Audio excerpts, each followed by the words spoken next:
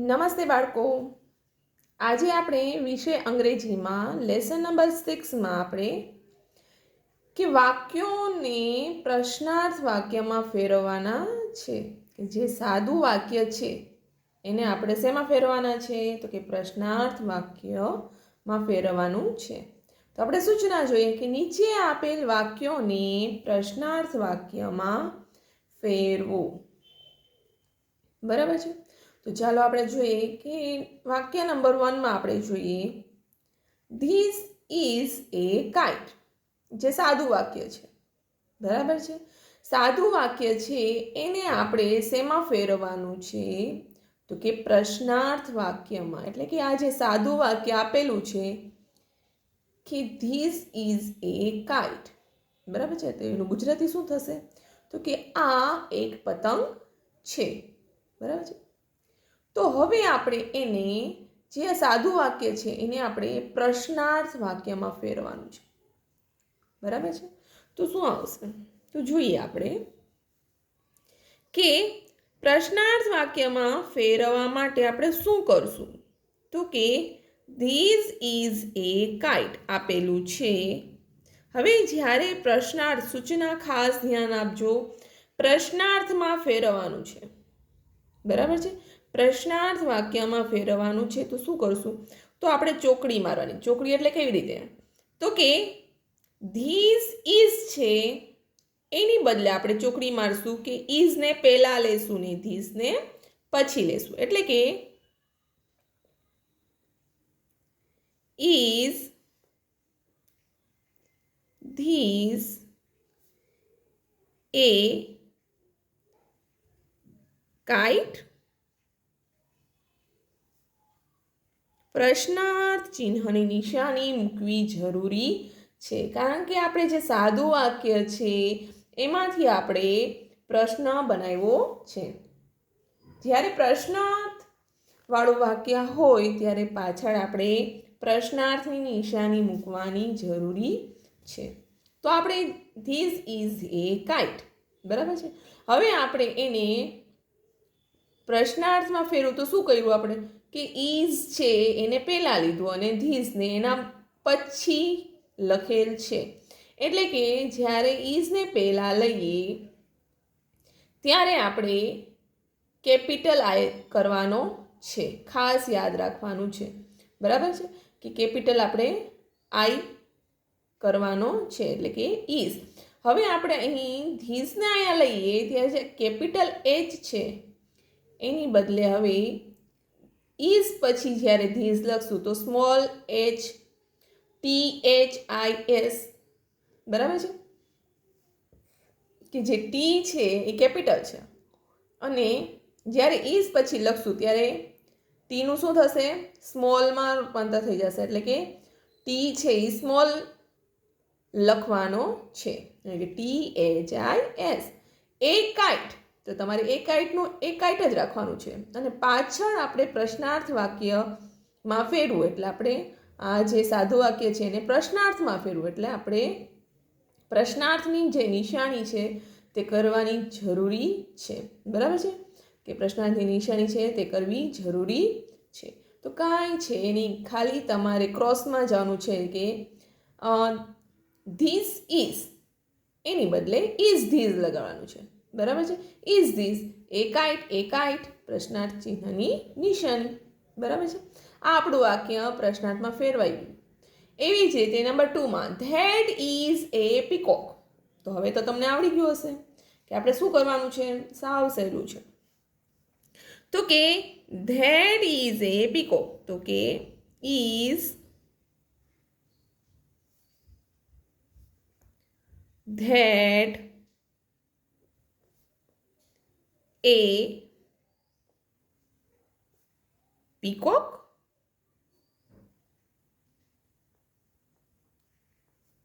પ્રશ્નાર્થ ચિહ્નની નિશાની. તો કે is that A peacock. A peacock. બરાબર છે.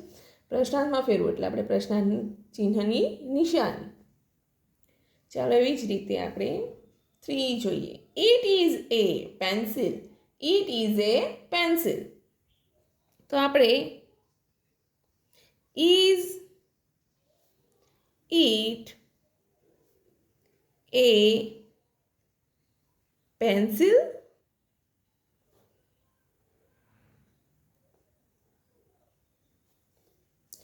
Is it A pencil? તો આપણે આમાં પણ ક્રોસ જ કરવાનું છે કે ઇઝ ઇટ એ પેન્સિલ પ્રશ્નાર્થ ચિહ્નની નિશાની. નંબર 4 માં જોઈએ ધેટ ઇઝ એ બોટ. તો આપણે પ્રશ્નાર્થ વાક્યમાં ફેરવીએ તો કે is that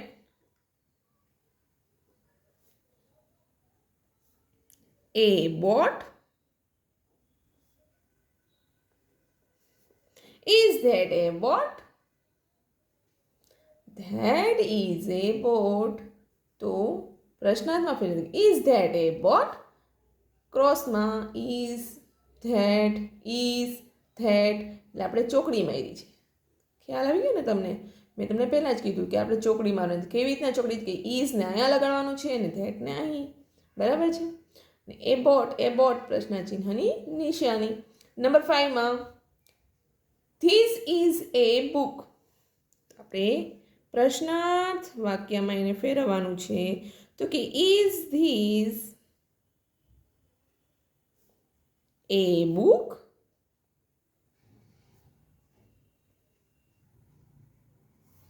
Is this a book? બરાબર છે.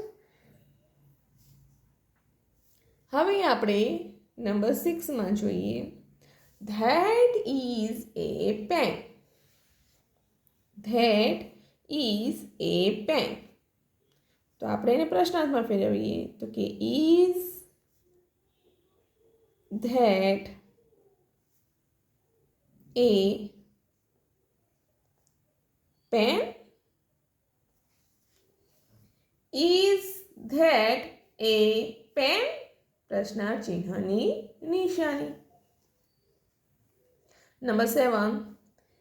This is a cup. This is a cup. તો પ્રશ્નાર્થમાં આપણે ફેરવવાનું છે is this a cup? Is this a cup? પ્રશ્નાર્થ ચિહ્નની નિશાની. એના પછી છે નંબર 8 ઉપર ધેટ ઇઝ એ લાયન.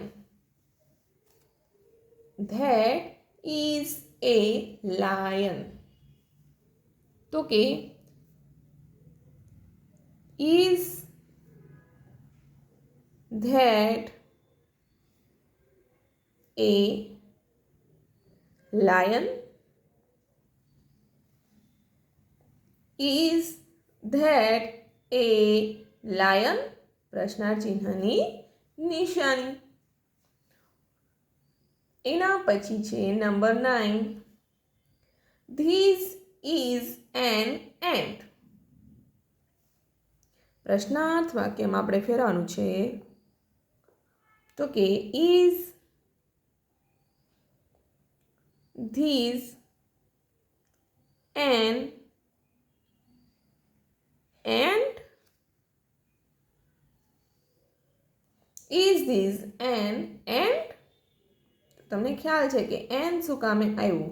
કારણ કે આપણે જે સ્પેલિંગનો પહેલો અક્ષર છે એ શું છે? સ્વર છે. એટલા માટે આગળ શું આવશે? એન આવશે. એ સિવાય આપણે બધે એ આવે છે. શું કામે આવ્યું? કારણ કે સ્પેલિંગનો પહેલો અક્ષર વ્યંજન છે એટલા માટે. ચલો હવે એના પછી આપણે જોઈએ નંબર 10 ઉપર કે that is a bat. That is a bat. પ્રશ્નાર્થ ચિહ્નમાં પ્રશ્નાર્થ વાક્ય આપણે બનાવીએ કે is that a bat? Is that a bat? બરાબર છે. તો આવી રીતે આપણે પ્રશ્નાર્થ વાક્યમાં જેવા સાદા વાક્યો છે એને આપણે શેમાં ફેરવા, તો કે પ્રશ્નાર્થ વાક્યમાં આપણે એને ફેરવો. તમારે સૂચનામાં ખાસ ધ્યાન આપવાનું છે કે તમને નીચે આપેલ વાક્યોને પ્રશ્નાર્થ વાક્યમાં ફેરવો. જો પ્રશ્નાર્થ વાક્યમાં ફેરવાનું હોય તો આપણે શું કર્યું તે જોવાનું છે કે પ્રશ્નાર્થ વાક્ય સૂચના આપેલી છે કે પ્રશ્નાર્થ વાક્યમાં ફેરવું. તો પ્રશ્નાર્થ વાક્યમાં આપણે એને ફેરવું તો આપણે શું કર્યું કે ક્રોસમાં ગયા એટલે કે ચોકડી કરી કે ઇઝને અહીંયા લાવ્યા આપણે પહેલાં અને ધીસને એના પછી, અને એના પછી એ કાઇટ, તો એ કાઇટ અને પ્રશ્નાર્થ ચિહ્નની નિશાની. જે ઇઝ છે તમે આગળ લગાડો ત્યારે આઈ છે કેપિટલ થઈ જાય અને ધીસ છે એમાં ટી છે એ સ્મોલ થઈ જાય. બરાબર છે, એટલી વસ્તુ યાદ રાખવાની છે. 1 2 એટલે કે આપણે ક્રોસમાં પહેલી વાત થઈ કે ક્રોસમાં લેવાનું, અને બીજી વાત કે આઈ કેપિટલ થઈ જશે, બીજું કે ધીસ હોય કે ધેટ હોય ટી શું થશે, સ્મોલ થશે, અને પાછળ પ્રશ્નાર્થ ચિહ્નની નિશાની. એટલે 4 બાબત યાદ રાખવાની છે કે ઇઝ પહેલાં આવશે અને ધીસ પછી, અને પછી સ્મોલનું કેપિટલ અને કેપિટલનું સ્મોલ થશે, અને પાછળ પ્રશ્નાર્થ ચિહ્નની નિશાની. બરાબર છે, તો કે that is a peacock. Is that A peacock? પાછળ પ્રશ્ન ચિહ્નની નિશાની મૂકવી ફરજિયાત છે, કારણ કે આપણે પ્રશ્નાર્થ વાક્યમાં ફેરવું છે આપણે, એટલે કે સાદા વાક્યને આપણે પ્રશ્ન બનાવ્યો છે. તો જે પ્રશ્ન બનાવ્યો હોય તો આપણે પાછળ પ્રશ્નાર્થ ચિહ્નની નિશાની મૂકવી જરૂરી છે. It is A pencil. Is it A pencil? Number 4 માં that is A boat. Is that A boat? This is a book. Is this a book? That is a pen. Is that a pen? This is a cup. Is this a cup? That is a lion. Is that a lion? This is an ant. Is this an ant? That is a bat. Is that a bat?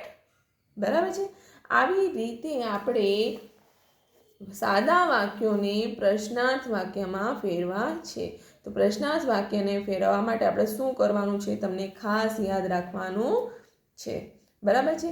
આગળ બીજા પણ જે સાદા વાક્યો છે બરાબર, એને આપણે અલગ રીતે શેમાં રૂપાંતર કરવાનું છે તમારે જોવાનું છે, પણ અત્યારમાં તો આપણે પ્રશ્નાર્થ વાક્યોને કેવી રીતે ફેરવા એ યાદ રાખવાનું છે. બરાબર છે, કે આપણે ચોકડી મારી, ચોકડીથી કે ઇઝને અહીંયા, ધીઝને અહીંયા, એ કાઇટ પ્રશ્ન ચિહ્નની નિશાની. બરાબર છે.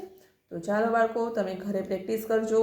સાદા વાક્યો લખી અને એને કેવી રીતે પ્રશ્નાર્થમાં ફેરવવું તે તમારે શીખવાનું છે. તમે કમસે કમ 5 વાક્યો કરશો તો બી તમને પ્રશ્નાર્થમાં ફેરવતા આવડી જશે. બરાબર. ચાલો બાળકો, ત્યાં સુધી બાય બાય.